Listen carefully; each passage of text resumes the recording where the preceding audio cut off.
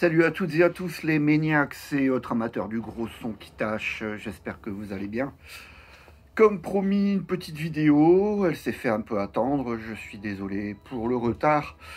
Je vous avouerai, je manquais d'inspiration, j'ai fait une vidéo hier mais elle me plaisait pas totalement. Allez, trêve de plaisanterie, on va aborder une année importante dans l'histoire du hard rock et du metal, une super année, un super grand cru, l'année 87. Les années 80, c'est l'âge d'or du métal, et l'année 87 en fait assurément partie, parce que là, il y a vraiment de quoi faire en matière de sortie hard rock et metal. Le troisième album longue durée de Kreator, Terrible Certainty, produit par le producteur de Lazarokit et de Sabbath, Roy Rowland, paru à l'automne 87, donc sur le label Noise International. Mille Petrozza, Ventor, Rob et Tritz en grande forme, un album bien haineux, l'album du clip Toxic Trace et bien sûr Storming with Menace, l'autre classique de l'album Terrible Certainty, un album bien furieux avec une production qui colle parfaitement à l'ensemble du disque et une superbe pochette. Franchement, un album indispensable à tous les trashers. Et c'est mon premier album de Kreator, donc j'en garde une affection particulière. Deuxième choix, David Coverdale qui tente un coup de poker avec son Whitesnake. Il délaisse un peu le hard blues qui a fait sa renommée pour conquérir définitivement les États-Unis avec cet album on ne peut plus hard US dans l'esprit, avec le guitariste John Sykes, l'ex Tigers of Pantang, l'ex Sneezy et le futur Blue Murder. Et c'est une totale réussite. Le magnifique Crying in the Rain, le classique Still of the Night, et que des bombes sur cet album qui est vraiment un album à posséder pour tout amateur de hard US. Ne vous fiez pas à cette pochette totalement hideuse. Les Canadiens de Infernal Majesty sortent ce premier album dans une veine trash avec des relents morbides angeliens dans l'âme et avec un look mi-trash, mi-speed, mi-glam avec des magnifiques permanentes. Cet album n'a pas fait l'unanimité, on ne savait vraiment pas où ils voulaient en venir, notamment au point de vue de l'image. Et puis cette fameuse pochette qui les a quelque peu desservis. Pourtant, il y a du lourd sur cet album. L'hymne None Shall Defy, le morceau Night of the Living Dead ou encore le titre d'ouverture Overlord. Malgré un batteur quelque peu aux fraises, les guitaristes, franchement, sauvent quelque peu le disque du marasme parce que c'est super inspiré. Et puis, tout l'album est bon en fait. Hein. Infernal Majesty, les Canadiens. Un des secrets les mieux gardés du trash allemand sur Noise International, produit par l'inévitable Harris Jones, Death Row, le deuxième album, Raging Steel. Là aussi, c'est bien furieux, Scattered by the Wind, Raging Steel, Dragon's Blood, The Thing Within, Pledge to Die. Une pagaille de classiques sur ce disque, vraiment indispensable. Édité en CD par le label néerlandais Displeased. Si vous arrivez à le choper, n'hésitez pas parce que c'est vraiment une tuerie. Raging Steel de Death Row. 1987, c'est l'année trash, on ne peut plus trash. Ils nous viennent d'Arizona, bien sûr. Sacred Reich, leur premier album Ignorance. L'album du Hit, leur premier classique Death Squad. Et du morceau Ignorance. Sans oublier Violence Solutions, qu'on peut retrouver dans une version live sur le EP Alive at the Dynamo. Produit par le producteur maison du label Metal Blade, le label de Brian Slagel. C'est donc Bill Metoyer qui produit ça. Et Brian Slagel, c'est celui qui a découvert Metallica à l'époque de Metal Massacre ou encore Slayer à l'époque de Show No Mercy, Hello Waits et Haunting the Chapel. Il y en a des disques, il y en a les débuts vinyliques de Metallica pour Jason Newsted. Là, on entend vraiment le son de la basse. 5 reprises sur ce mini LP, les Misfits, Budgie, Diamond Head, The Wait, c'est Killing Joke, et Small Hours, c'est Holocaust. Et enregistré en quelques jours, franchement, ça sonne 100 fois mieux qu'un Justice for All.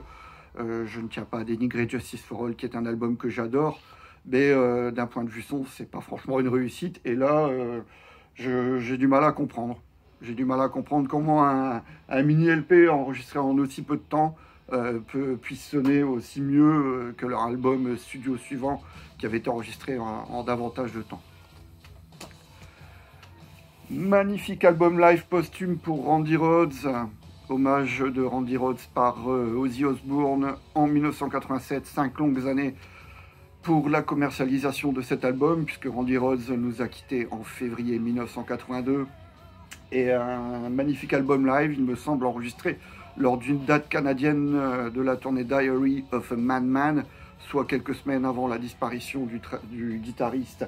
Et c'est un best-of des 2 premiers albums solo d'Ozzy, Diary of a Madman et Blizzard of Oz, agrémenté de quelques reprises de Black Sabbath, Children of the Grave, Iron Man ou encore Paranoid.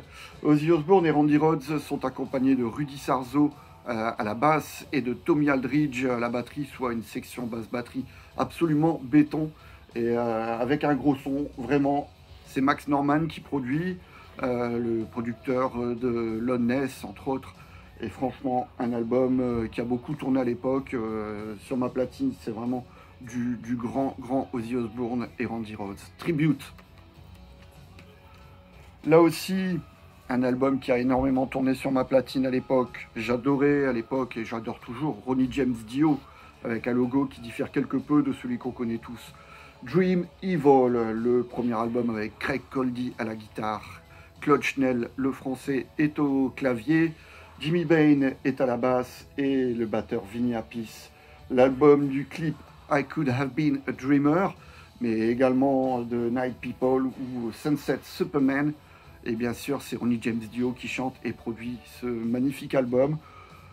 Un peu inférieur, bien sûr, au classique que sont Holy Diver et The Lost in Line, mais ça reste du grand Ronnie James Dio. Encore du trash.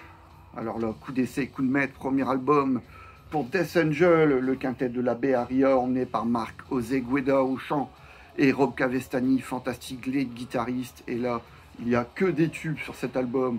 Kill Has One, Mistress of Pain, l'instrumental The Ultra Violence, Thrashers, qui est chanté par le bassiste Denis Peppa, ou bien sûr Evil Priest, sans oublier le classique de l'album Voracious Souls. C'est peut-être pas le meilleur titre, mais c'est le titre qui avait fait l'objet d'un clip, et assurément ça a marqué pas mal de thrashers à l'époque.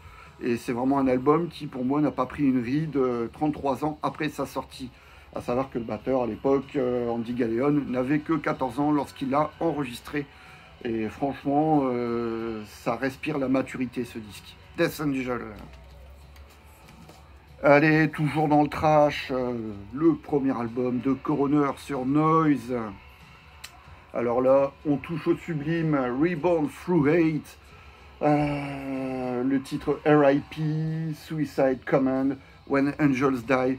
Que des pépites sur cet album, premier album longue durée pour le trio de Zurich, Coroner, sur le label Noise International, R.I.P., Ron Royce, Marky Marky et Tommy T. Baron. C'est vraiment une bombe en matière de trash, et en matière de trash intelligent et technique. C'est le must en Europe, on n'a pas fait mieux depuis. Un album fort décrié, et pourtant je l'adore. Le 22e album studio de Kiss, 20e album studio, puisqu'il y a les 2 lives, et si on compte les compiles et les albums solo, ça fait 22 à l'époque. L'album Crazy Nights, avec le titre Crazy Crazy Nights, qui a été un hit en Angleterre à l'époque, numéro 4 des charts anglais. Et les morceaux de Gene Simmons sont mes favoris sur ce disque. Les titres Good Girl, Gone Bad, Thief in the Night, ou encore le speed No No No. Savoir que les titres interprétés par Paul Stanley sont vraiment bien. I'll Fight Hell to Hold You, la ballade Reason to Live, et Turn on the Night, qui était sorti également en single, produit par le producteur de The Ultimate Sin de The Osbourne, Ron Nevison, qui a également bossé avec UFO et Heart. Cet album a beau être décrié, je l'aime beaucoup, et ça coïncide également avec ma passion pour Kiss. C'était sorti également à la même époque que le hors-série Hard Rock Magazine concocté par le journaliste Jean-Pierre Sabouret, un hors-série qui a vraiment fait beaucoup pour ma passion kissienne, et donc du coup je garde une affection particulière pour ce disque.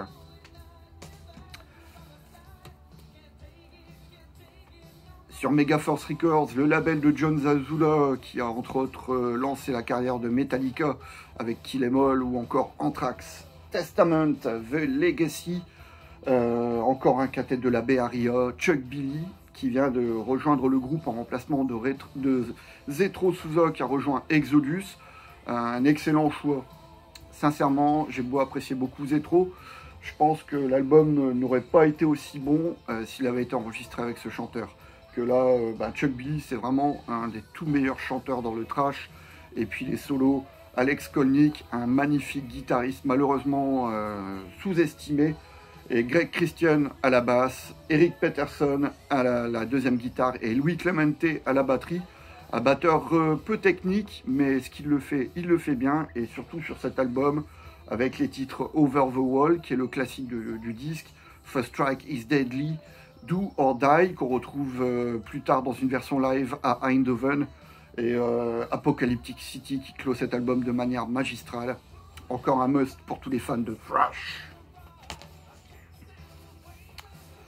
Et enfin, pour les fans de Guitar Hero, mais pas que, Chastain, les albums de Chastain ou de CJSS devraient convenir aux fans de heavy metal, parce que c'est pas que des envolées guitaristiques, hein, c'est des vraies chansons dessus.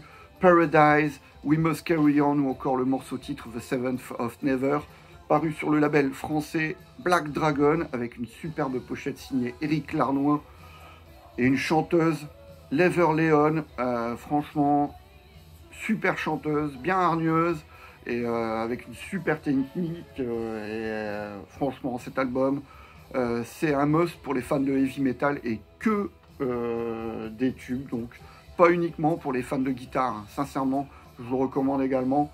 Et n'oublions pas le batteur Ken Mary, le batteur de Fifth Angel, et qui a également accompagné Alice Cooper. Voilà pour cette année 87, les Maniacs. J'espère que cette petite vidéo vous a plu. Merci encore pour votre soutien, pour vos likes, vos pouces sur mon profil Facebook Bruno Iron Halford ou sur ma page YouTube Bruno Iron Halford. Les vidéos, ben, ça fonctionne. Elles sont à peu près à 300 vues pour chaque vidéo partagée sur ma chaîne. Et c'est une grosse surprise, vraiment, ça me fait plaisir. Et comme ça me fait plaisir de pouvoir parler de métal, c'est un peu comme si je vous invitais chez moi et qu'on dissertait sur les disques qu'on écoute dans la soirée. Donc c'est que du bonheur. Je pense continuer encore si vous le souhaitez. Je vous dis à très vite les Maniacs. Salut!